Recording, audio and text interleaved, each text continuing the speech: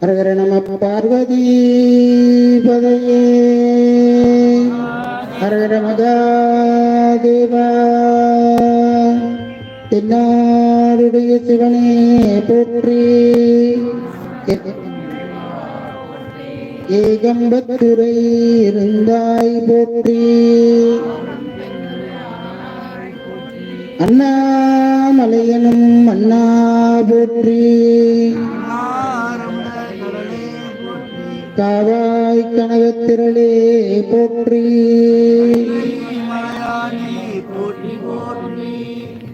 இன்றைய தினம் நாம வந்திருக்கிறது திருக்கோயிலுடைய பெயர் திரு கச்சூர் ஆலக்கோயில் என்று சொல்லக்கூடிய ஒரு அற்புதமான தலம்.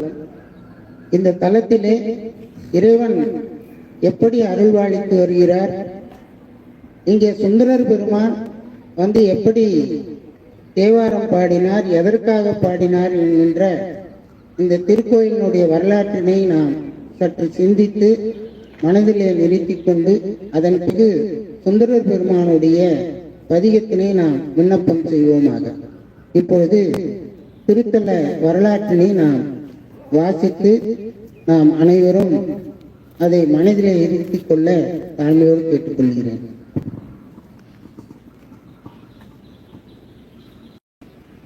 திருக்கச்சூர் கச்சூர் ஆலக்கோயில் மருந்தீசர் தல வரலாறு. இறைவர் திருப்பெயர் விருந்திட்ட ஈஸ்வரர், விருந்திட்ட வரதர் கச்சபேஸ்வரர். மருந்தீசர் கோயிலில் மருந்தீசர். இறைவியார் திருப்பெயர் அஞ்சனாட்சி அம்மை. மருந்தீசர் கோயிலில் அந்தக நிவாரணி அம்பாள் இருள் நீக்கி தயார்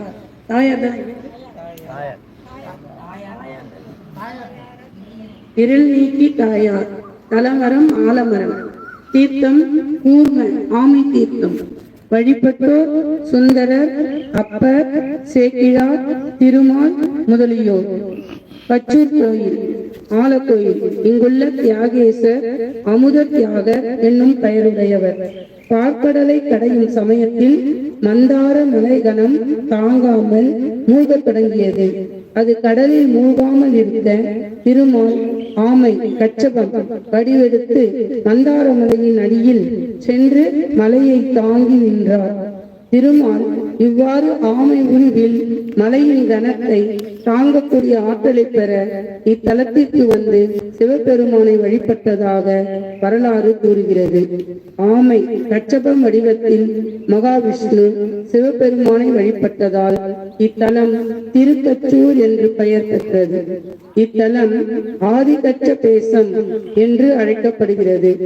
இத்தலத்தில் உள்ள கூர்ம தீர்த்தத்தில் நீராடி பிரதோஷ நாட்களில் கச்சபேஸ்வரரை வணங்கினால் எல்லா தோஷங்களும் நீங்கும், செல்வம், கல்வி, இன்பம் கிடைக்கும் என்று தலபுராணம் கூறுகிறது. இக்கோயில் ஆலக்கோயில் ஆகும். ஆதலில் கச்சபவு என்னும் பெயர் நாளடைவில் மருவி மக்கள் வழக்கில் கச்சூர் என்றாயிற்று என்பர். சுந்தரர் திருக்கழுக்குன்றம் வழிபட்டு திருக்கச்சூரை அடைந்து பெருமானை ஆலக்கோயில் அமுதனை தொழுது மதிப்புறத்தே பசியுடன் அமர்ந்திருக்க இறைவன் அந்தனர் வடிவில் வந்து சுந்தரரை அங்கேயே இருக்க செய்து இவ்வூரில் உள்ள அடியார்கள் வீடுதோறும் சென்று உணவு பெற்று வந்து சுந்தரருக்கு இட்டு அவர் பசியை போக்கினாராம். பசி நீங்க பெற்ற சுந்தரர் இறையருள் கருணையை வியந்து முதுவாயோரி என்னும் பதிகம் பாடி போற்றினார். கச்சூர் கோயில் ஆலக்கோயில். இந்திரன் ஒரு சாபத்தினால் நோய் உண்டாகி அவதிப்பட்டான். தேவலோக மருத்துவர்களான அஸ்வினி தேவர்கள் அவனுக்கு எவ்வளவோ மருத்துவம் செய்து நோயை குணப்படுத்த முடியவில்லை. எனவே நோயை குணப்படுத்த மூலிகை தேடி தேவர்கள் பூலோகம் வந்தனர். பல இடங்களில் தேடியும் மருந்து கிடைக்கவில்லை. அவர்கள் நாரதரிடம் ஆலோசனை கேட்க அவர் மருந்துமலை என்னும் மலையில் குடிக்கொண்டிருக்கும் சிவபெருமானையும் அம்பாளையும் வழிபட்டு வந்தால் அவர்கள் அருளால் மருந்து கிடைக்கும் என்று கூறினார். அதன்படி இங்கு வந்த அஸ்வினி தேவர்கள் சுவாமியை வழிபட்டனர். அவர்களுக்கு சிவபெருமான் மருந்திருக்கும் இடத்தை காட்டி அருள் புரிந்தார். தேவர்கள் பலா அதிபலா என்ற 2 மூலிகைகளை எடுத்துக்கொண்டு இந்திரனின் நோய் தீர்த்தனர். நோய் தீர்க்க மருந்து கொடுத்ததால் இத்தல இறைவன் மருந்தீஸ்வரர் என்று அழைக்கப்படுகிறார். மருந்தை எடுத்து செல்ல அம்பாள் ஒளியை பரப்பியதால் இருள் நீக்கி அம்பாள் என்று பெயர். இந்த திருத்தலத்தில் 2 சிவாலயங்கள் வழிபட வேண்டும். ஒன்று கச்சூர் ஆலக்கோயில், 2வது மலையடிவாரத்தில் உள்ள மருந்தீஸ்வரர் கோயில். முதலில் ஆலக்கோயிலையும் பின்பு மருந்தீஸ்வரர் கோயிலையும் தரிசிக்க வேண்டும் என்பது மரபு. கச்சூர் கோயில், ஆலக்கோயில் இறைவன் விருந்திட்ட ஈஸ்வரர், விருந்திட்ட வரதர், கச்சபேஸ்வரர். இறைவி அஞ்சனாட்சி அம்மை. தலமரம் தீர்த்தம் கூர்ம ஆமை தீர்த்தம். கூர்ம குளத்திற்கு அருகில் சுந்தரர் பசிக்கலைப்பால் படுத்திருந்த 16 கால் மண்டபம் இருக்கிறது. கோயிலுக்கு எதிரில் உள்ள 16 கால் மண்டப தூண்களில் அனுமந்த சேவை, கூர்ம அவதாரம், காலிங்க நர்த்தனம், கல்கி அவதாரம், துர்க்கை, ஆதிசேஷன், ஊர்த்த தாண்டவம், காளி முதலிய பல சிற்பங்களும் பக்க தெற்கு வாயில் முன்னால் மண்டபத்தூண் ஒன்றில் திருமால் ஆமை வடிவில் இறைவனை வழிபடும் சிற்பமும் உள்ளன. மூலவர் சிவலிங்க திருமேனி, சுயம்பு மூர்த்தி, சிறிய பானம், கருவறை அகழி அமைப்புடையது. சித்திரையில் நடைபெறும் பெருவிழாவில் 9ஆம் நாளன்று இறைவன் சனகாதி முனிவர்களுக்கு அருளிய சின்முத்திரை உபதேச ஐதீகம் நடைபெறுகின்றது. சுந்தரரின் முதுவாயோடி தளபதிகம் கல்லீர் பொறித்து பதிக்கப்பட்டுள்ளது.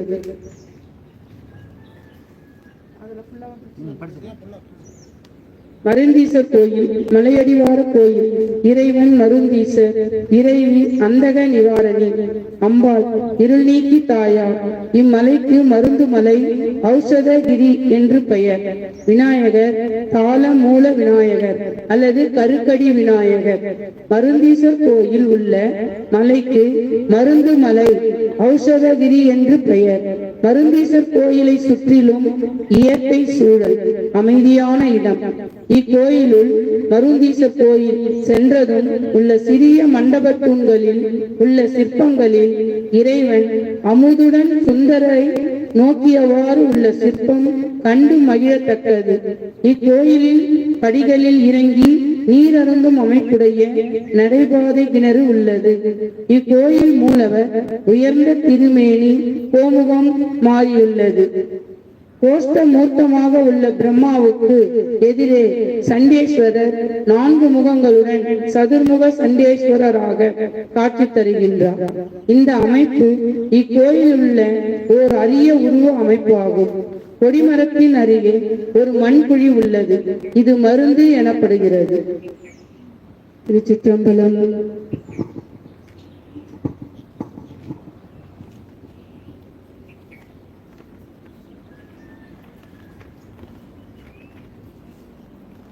இப்போ நாம வந்திருக்கிற தலம்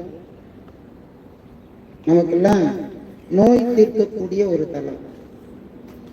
அதாவது இந்திரனுக்கே இந்த தலத்துல நோய் தீர்ந்ததுன்னா இப்ப நாமெல்லாம் எங்க போய் தீர்க்கிறது?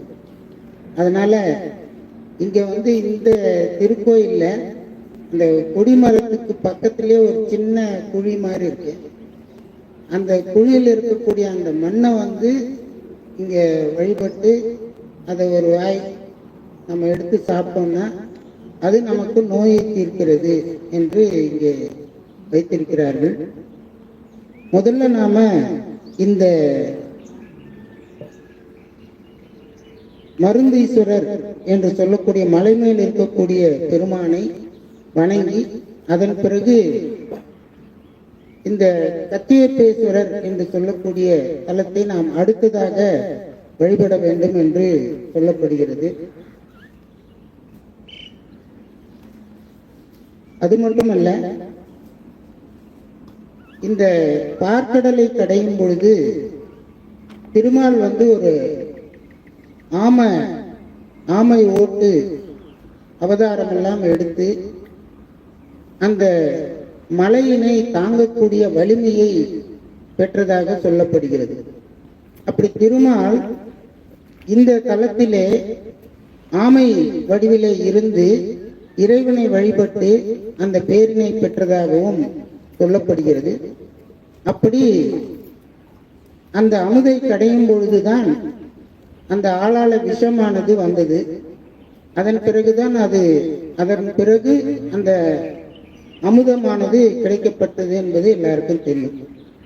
இப்போ முதல்ல வந்ததுனால அந்த ஆழத்திற்கு இந்த திருக்கோயிலில் இருக்கக்கூடிய பெருமான் அதை உண்டதினாலே திரு ஆலக்கோயில் என்று இங்கே பெயர் வைக்கப்பட்டிருக்கிறது. இது ஒரு நல்ல தலம். இந்த தலத்துல தான் நமக்கு தீராத வியாதிகளுக்கெல்லாம் ஒரு நல்ல மருந்தாக இறைவன் இருந்து அருள்பாலித்து வருகிறார். நம்மெல்லாம் இன்னைக்கு இருக்கிறோம்னா ஏதோ ஒரு இறை சக்தியினாலதான் இருக்கிறோம். எனக்கு ரொம்ப ஆச்சரியம். எங்க வெங்கடேசன் ஐயாவுக்கு டாக்டர் ஒரு ஆப்ரேஷன் பண்ணணும் அப்படின்னு சொல்லி நாளையும் குறிச்சிட்டாங்க, அதுக்கு உண்டான அமௌண்ட்டும் குறிச்சிட்டாங்க. ஆனா ஐயா அவர்கள் இன்னைக்கு வரைக்கும் அந்த நாளையும் அமௌண்ட்டையும் ஒரு பொருட்படுத்தவே இல்லை. ஐயா வழிபாட்டுக்கு வருவார், எல்லாம் கரெக்டா இருக்குங்க, ஒன்றும் பிரச்சனை இல்லை. ஏன்னா நான் நார்மலா இருக்கேங்க, எனக்கு எதுங்க இல்லை ஆப்ரேஷன் அப்படின்னு. நான் உண்மையிலே இது அவருக்கு இறைவனே உள்ள இருந்து அதை சொல்ல வைக்கிறாரா, இல்ல அவருக்கு ஒண்ணும் இல்லைன்றத அவராகவே இறைவனே உணர்த்தி அதை வெளியே சொல்றாரான்றதுதான் எனக்கு தெரியல. ஆனா இருந்தாலும் நாம இப்படிப்பட்ட திருக்கோயிலுக்கெல்லாம் வழிபாடு செய்கின்ற பொழுது அவர் இருக்கக்கூடிய அந்த நோயை இறைவனே கண்டிருந்து இல்லாமல் பண்ணுவதற்கும் ஒரு வாய்ப்பு இருக்கு. அப்படிப்பட்ட ஒரு தலமாக கூட இது இருக்கலாம். இன்னைக்கு நாம இங்க வந்திருக்கிறோம் அப்படின்னா முதல் திருக்கோயில் திருவான்மையுள்ள அகத்தியருக்கு அந்த வயிற்று வலியை போக்கிய மருந்தீஸ்வரராக அங்கே இருந்து அருள்பாலிக்கிறார். எத்தனையோ வைத்தியங்கள்லாம் பார்த்த அந்த இந்திரனுக்கு அந்த நோய் தீர வேண்டும் என்பதற்காக இங்க அந்த என்ன பலாவா தேவர்கள், ஆமா தேவர்கள்லாம் பலா அதிபலா என்கின்ற அந்த மருந்தை எடுத்துக்கொண்டு போய் அந்த இந்திரனுக்கு அந்த நோயை தீர்த்ததுனால மிக அற்புதமான ஒரு தலத்தை நாம் இன்று தரிசனம் செய்திருக்கிறோம். அது மட்டுமல்ல,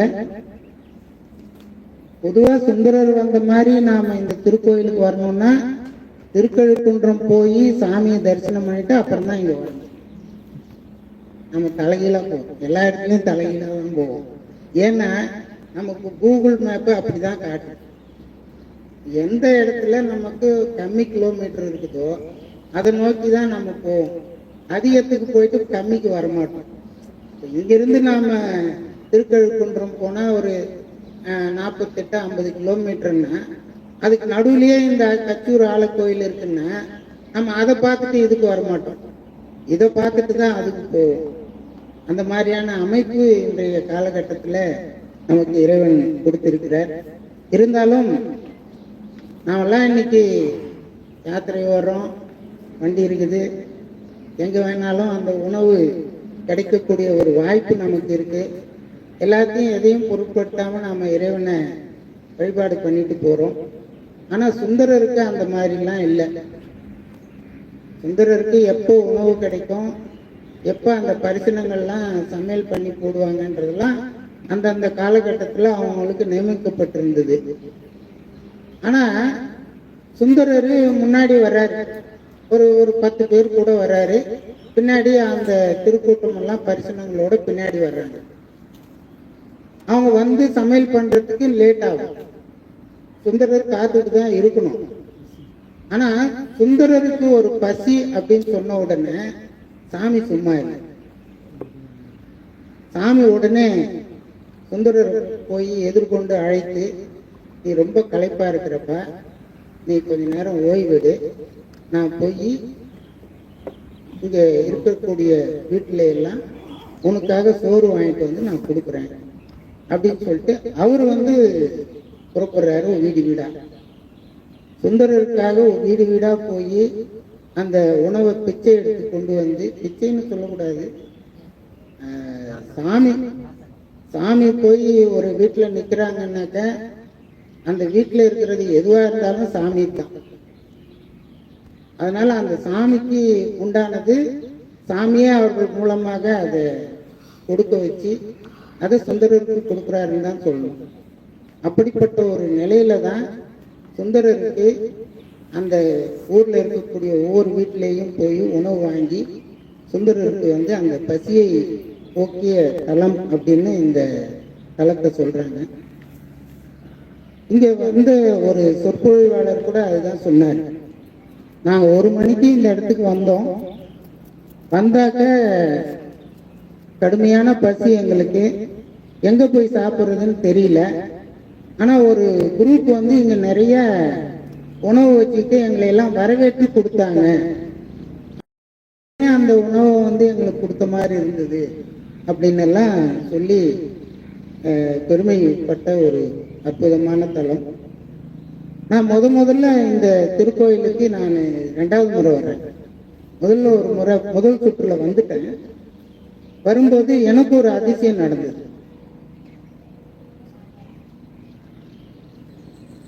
இதே மாதிரிதான் காலையில 5 மணிக்கு புறப்பட்டோம்.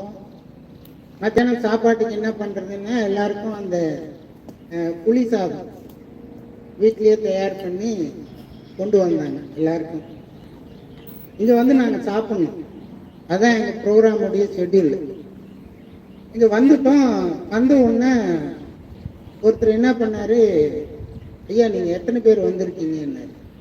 ஏன் இந்த மாதிரி இத்தனை பேர் வந்திருக்கிறோம் அப்படின்னு ஒன்று, நாங்களும் உணவெல்லாம் எடுத்துன்னு வந்திருக்கோங்க ஐயா, நாங்கள் சாப்பிட போகிறோம் அப்படின்னு சொன்ன உடனே, இருக்கட்டுங்க ஐயா உங்கள் உணவு நீங்களே வச்சுக்கோங்க, இப்போ நாங்கள் வந்து உங்களுக்காக தான் இந்த உணவை நாங்கள் எடுத்துன்னு வந்திருக்கிறோம், நீங்கள் இவ்வளோ தூரத்தில் வந்திருக்கீங்கன்னு எல்லாருக்கும் அந்த வாழையில போட்டு எங்களுக்கு அவங்க கொண்டு வந்த அந்த வெரைட்டி ரைஸ் அதெல்லாம் எங்களுக்கு போட்டு, தயிர் சாதம்லாம் போட்டு, அதுக்கப்புறம் எங்கள் சாதத்தையும் பரிமாறி, சாமி வந்து 2 விதத்துலையும் எங்களுக்கு அந்த நேரத்தில் பசியை போக்கியிருக்கார் அப்படின்னா உண்மையிலேயே இந்த கோயிலை வந்து இந்த பிரிவில் நம்ம மறக்கவே முடியாது.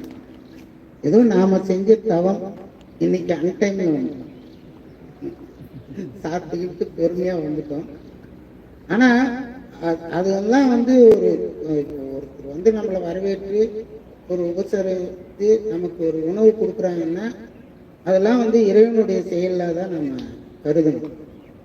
அப்படிப்பட்ட ஒரு நிலையில தான் இங்க இருக்கக்கூடிய பெருமான் யாராக இருந்தாலும் அந்த உணவு நேரத்துல வந்துட்டா அவங்களுக்கு நிச்சயமாக இந்த இடத்துல ஏதாவது ஒரு பிரசாதமாவது கொடுத்து கொண்டே இருக்கிறாங்க. இன்னைக்கு நாம வந்தது 3 மணி, பிரசாதம் கொடுத்து முடிச்சுட்டு இருப்பாங்க. நிச்சயமா நாம 12, நான் அதனாலதான் இந்த கோயிலுக்கு நான் ஷெட்யூல் பண்ணும்போது நான் 12 மணி போட்டேன், 12:30 மணி போட்டேன். நான் எப்படியாவது நமக்கு ஏதாவது ஒரு உணவு கிடைக்குன்ற ஒரு நம்பிக்கை இல்லை. ஆனா சாமி அங்கிருந்து நம்மளை ரொம்ப தூரம் டிராவல் பண்ண வச்சுட்டாரு. அதனால பரவாயில்லை. நிச்சயமா நமக்கெல்லாம் இந்த திருக்கச்சூர் ஆலக்கோயிலில் இருக்கக்கூடிய மருந்தீசர், நமக்கெல்லாம் பசியும் ஒரு நோய் தான். இந்த பசி நோயை வந்து யாராலையும் தீர்க்கவே முடியாது. காலையில சாப்பிட்டாலும் மத்தியானம் பசிக்கும், மத்தியானம் சாப்பிட்டாலும் இரவு பசிக்கும். எப்பெல்லாம் பசிக்குதோ அது வரைக்கும் நம்ம சாப்பிட்டுன்னே இருக்கணும். அதனால இந்த பசியும் ஒரு நோய் தான் நமக்கு. அந்த நோயையும் தீர்க்கக்கூடியவர் இறைவன் தான். அப்படின்றதுக்காக தான் இந்த உணவை எல்லாம் இறைவனே கொடுத்து நம்ம எல்லாம் அந்த பசியை போக்குகிறார் என்பதும் ஒரு கருத்தாக இருக்கிறது. சுந்தரர் பெருமான் இந்த தலத்துக்கு அந்த உணவு பசி ஆறின உடனே அவர் களைப்புல தூங்குறார். தூங்கும்போது இவர் தான் வந்து இறைவன் தான் வந்து நமக்கு உணவு கொடுத்தாருன்னு அப்போ உணவு சாப்பிடும்போது கூட அவருக்கு தெரியல. அவர் தூங்கும்போது இறைவன் அவர் பாட்டுக்கு அவர் கிளம்பி போயிட்டாரு. அதுக்கப்புறம் இவர் களைப்பு நீங்கி எழுந்து பார்க்கும்போது நமக்கு ஒரு அந்தனர் உணவு கொடுத்தாரு. அவர் எங்க அப்படின்னு கேட்கும்போது தான் அவருக்கு இந்த இறைவன் தான் நமக்கு வந்து இந்த உணவு கொடுத்தார் அப்படின்ற ஒரு செய்தி அவருக்கு தெரியுது. அப்ப அந்த செய்தி அவருக்கு அந்த அறிவிலே உணர்த்திய உடனே அவரு ஒரு இறைவன் மேல ஒரு உணர்வோட, இந்த இறைவன் நமக்கு செய்யக்கூடிய கருணையோட ஒரு அற்புதமான பதிகத்தை இங்கே விண்ணப்பம் செய்கிறார். அது ஒவ்வொரு வார்த்தையும் பார்த்தீங்கன்னா இந்த அடியாருக்காக இந்த இறைவன் இருக்கிறார் அப்படின்றத தான் வச்சு மையமா வச்சு இந்த பதிகத்தை பாடுறார். அப்படி அடியார்களுக்கு இருக்கக்கூடிய பெருமான், இப்ப அடியார்லாம் நம்ம வந்துட்டோம், சுந்தரர் மாதிரி சுந்தரர் பதிகத்தை எடுத்துட்டு வந்து இங்க உட்காந்துட்டோம். அப்ப சாமி உள்ளேயா இருப்பாருன்னு நினைக்கிறீங்க? இல்ல, இங்கதான் இருப்பார். இன்னொரு விஷயம் என்னன்னா, இறைவன் எங்க இருக்கிறார் அப்படின்னா எல்லார்கிட்டையும் இருக்கிறாரு இறைவன். அதனாலதான் மாணிக்கவாசகர் சொன்னாரு, ஏகன் அநேகன் இறைவனடி வாழ்கன்னு சொன்னார். அப்ப நமக்கு தெரியலையே சார், இறைவன் வந்து உள்ள இருக்கிறாருன்னு சொல்றீங்க, எந்த இடத்துல இருக்கிறாருன்னு நமக்கு தெரியலையே அப்படின்னா, அங்கதான் இறைவன் வந்து நுணுக்கரிய நுண்ணியனே அப்படின்னு மாணிக்கவாசகர் சொல்றாரு. எந்த இடத்துல நுணுக்கமா இருப்பாருன்றது அது இறைவனுக்கு மட்டும்தான் தெரியும், நமக்கு தெரியாது. இப்ப நமக்கு உயிர் எங்க இருக்குதுன்னு யாருக்குமே தெரியாது. இப்ப சப்ஜெக்டுக்கு வர்றேன். ஐயா காலையில சொன்னார், தூக்கத்தை பத்தி சொன்னார். இந்த உயிர் இந்த உடம்புல 5 நிலையில இது வந்து இயங்கிட்டு இருக்கு. எப்படி அந்த உயிர் 5 நிலையில இயங்கிட்டு இருக்குன்னா, இப்ப நனவு நிலை நமக்கு எல்லாம் தெரியுது, நாம வந்து பார்க்குறோம், நாம வந்து எல்லாமே வந்து நமக்கு பேசுறோம், அவர் பேசுறது நமக்கு கேட்குது, நாம பேசுறது அவருக்கு கேட்குது, எல்லாமே இந்த நனவு நிலையில நமக்கு நல்லாவே தெரியுது. எது தப்பு, எது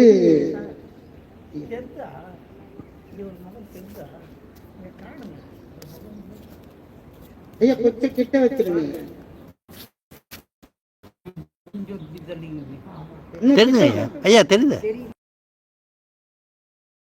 இதுல தெரியல, செல்போன்ல தெரியல, இதுல தெரியுது.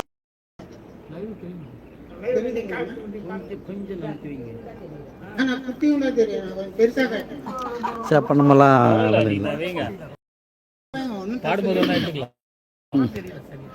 ஓகே. இந்த உயிர் நூறு கட்ட வைக்கட்டுமா? இல்ல வேண்டாம். இந்த உயிர் நனவு நிலையில 35 கருவிகளோட செயல்பட்டு இருக்கு. 35 கருவிகள் என்ன அப்படின்னாக்கா, சைவ சித்தாந்தம் படிச்சிருந்தீங்கன்னா நல்லா தெரியும். அப்படி அந்த 35 கருவிகள்ல ஒரு 10 கருவி நீங்கிடுச்சுன்னா இந்த உயிர் கனவுக்கு போயிடும். அப்ப 10 கருவி நீங்கிடுச்சுன்னா மொத்தம் 25 கருவியில இந்த உயிர் வந்து கனவு நிலைக்கு வந்துடுது. சரி, இது எவ்வளவு நேரம் கனவு நிலையில இருக்கும்னா அது ரொம்ப நேரம் இருக்காது. அதுக்கப்புறம் என்ன ஆகும், அதுல இருக்கக்கூடிய 3 கருவிகளை மட்டும் வச்சுன்னு மீதி கருவிகளை விட்டுடும். அப்ப அந்த 3 கருவி என்ன அப்படின்னு சொன்னா, ஒண்ணு இந்த உயிர், பிராணவாயு, அந்த சித்தம், இந்த 3த்தையும் வச்சுக்கிட்டு இருந்ததுன்னா இது வந்து உறக்கத்துல இருக்குன்னு அர்த்தம். உடனே இந்த உறக்கத்துல இருக்கிறது அப்படியே இருக்குமான்னா ரொம்ப நேரம் இருக்காது.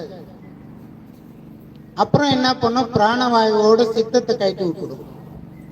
உயிரும் இந்த பிராணவாயு மட்டும் இருக்கும். அதுக்கப்புறம் உயிர் படங்கள்னு ஒரு இடம் இருக்குதான், பிராணவாயுவை கூட விட்டுடுமா, வெறும் உயிர் மட்டும் இருக்குமா. சரி, இந்த உயிர் மட்டும் இருக்குது, இந்த உயிர் எப்படி மறுபடியும் இந்த பிராணவாயுக்கு வந்து சேருது, அப்புறம் சித்தத்துக்கு வந்து சேருது, அதுக்கப்புறம் அந்த 25 கருவிகளுக்கு வந்து சேருது, அதுக்கப்புறம் எப்படி ஒரு 35 கருவிகளுக்கு இந்த உயிர் வந்து சேருதுன்னா, இப்ப சொன்னனே கடவுள் எங்க இருக்கிறாருன்னு, நுணுக்கரிய நுண்ணியனேன்னு சொன்னேனே, இந்த உயிரில் அந்த கருவிகளை எல்லாம் உள்ள இருந்து இயக்கிக்கிட்டு இருக்கிறான். அவன் இயக்கலைன்னா நாம் இப்படி உட்கார முடியாது, ஐயாவை பார்க்க முடியாது, ஐயா வாசிக்கிறத கேட்க முடியாது, நாம் பதிகத்தையும் பாட முடியாது. இதையெல்லாம் உள்ள இருந்து இறைவன் ஒவ்வொருத்தர்கிட்டையும், என்கிட்டையும் இறைவன் இருக்கிறான், உங்க எல்லார்கிட்டையும் இறைவன் இருக்கிறான். இருந்து அந்த இறைவன் அந்த உயிரை இயக்கி கொண்டு இருக்கிறான். அந்த உயிர் படங்கள் அப்படின்ற ஒரு நிலைக்கு வரும்போதுதான் இறைவன் என்ன செய்யறான், அந்த உயிரோடையே இறைவன் எப்பயுமே இருக்கிற மாதிரி கொண்டு போயிடும். காலையில ஏதோ சொன்னார் ஐயா, அந்த உயிர் படங்கள்ல தான் இறைவன் தங்கி இருந்து நம்மளை எங்க வைக்கணுமோ அங்க வச்சு வச்சு வச்சு நமக்கு பிறகு கொடுக்கறது. அதுக்கப்புறம் பிறகு கொடுத்தா அது கூடயே இருந்து இந்த மாதிரி தூக்கத்தை கொடுக்கறது, அதுக்கப்புறம் அதை பேர் உறக்கமாக கொடுக்கறது, அதுக்கப்புறம் நனவு நிலைக்கு வர்றது, அதுக்கப்புறம் கனவு நிலைக்கு வர்றது. இப்படி பல நிலைகள்ல தான் இந்த உயிரை இறைவன் இயக்கி கொண்டிருக்கிறான். அதுதான் இன்னைக்கு நாம இந்த இறைவனை நாம போற்றுவதற்கு காரணமாக இருக்குது. இந்த இறைவன் இல்லைன்னா எந்த செயலும் நம்மளால செய்ய முடியாது. எல்லாம் நானே செய்கிறேன், எல்லாம் நானே செய்கிறேன் அப்படின்னா அது நம்ம அறியாமையினால சொல்லக்கூடிய வார்த்தையை தவிர, இறைவன் செய்து நான் செய்கிறேன் என்று சொன்னாதான் அது அறிவுக்கு சரியான வார்த்தையா இருக்கும். அப்படிப்பட்ட அந்த நிலையில இறைவன் எல்லா உயிர்களிடத்திலேயும் இருந்து இருந்து இயக்கி இயக்கி அந்த உயிர்களை பக்குவப்படுத்தி அந்த உயிருக்கு என்ன அந்த பாச ஞானம், பசு ஞானம், பதிஞானம்னு சொல்லக்கூடிய அந்த 3 ஞானத்துல மிக உயர்ந்த ஞானமா இருக்கக்கூடிய பதிஞானம் எப்ப அது பக்குவ நிலையை அடையுதோ அப்ப சாமி இது எல்லாம் பசு ஞானத்தையும் பாசு ஞானத்தையும் நீக்கி இந்த பதிஞானத்தையே ஊட்டிட்டு இருக்கும். இப்போ எனக்கு இந்த உலகம் தான் எனக்கு முக்கியம் அப்படின்னா இந்த உலகம் பாச ஞானம், அந்த பாச ஞானத்தை ஊட்டிக்கிட்டே இருப்பான். இந்த பசுவுக்கு இந்த உயிருக்கு இந்த நான் ஒரு டாக்டருக்கு படிக்கிறேன், நான் ஒரு வக்கீலுக்கு படிக்கிறேன், நான் ஒரு இன்ஜினியருக்கு படிக்கிறேன் அப்படின்னு சொல்லி இந்த பசு ஞானத்தினால இதையெல்லாம் செய்துக்கிட்டே இருக்கும்.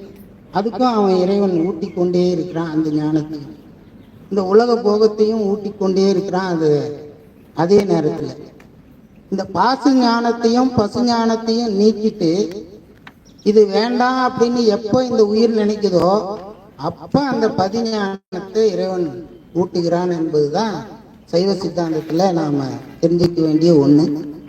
இதெல்லாம் எப்ப சார் வரும்? இந்த பசு ஞானம்ன்றீங்க, பாச ஞானம்ன்றீங்க, பதிஞானம்ன்றீங்க. சரி, இது ரெண்டும் நமக்கு உதவாதுன்றீங்க.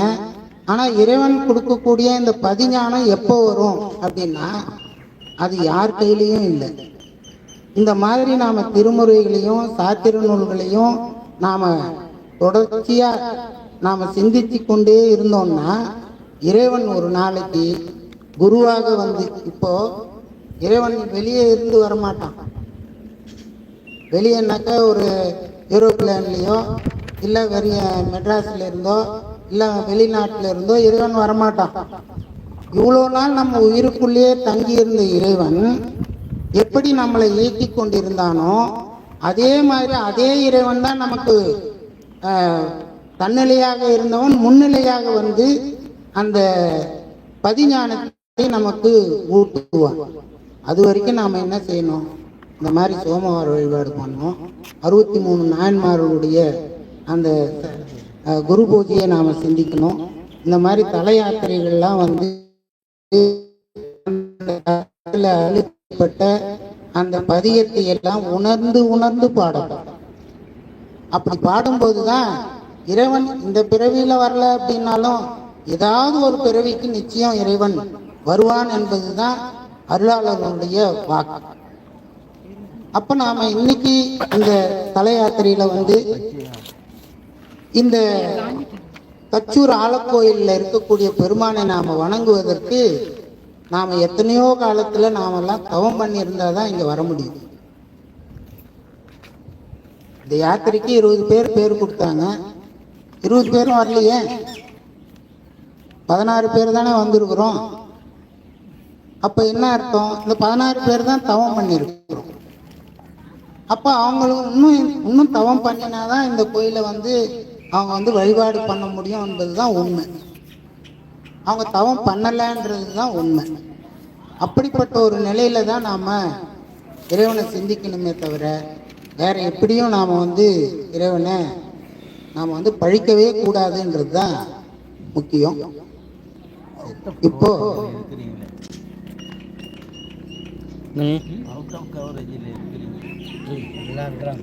நீங்க முன்ன கூட வந்து உட்காரலாம். ரொம்ப பொறுமையா, டைம் நிறைய இருக்கு.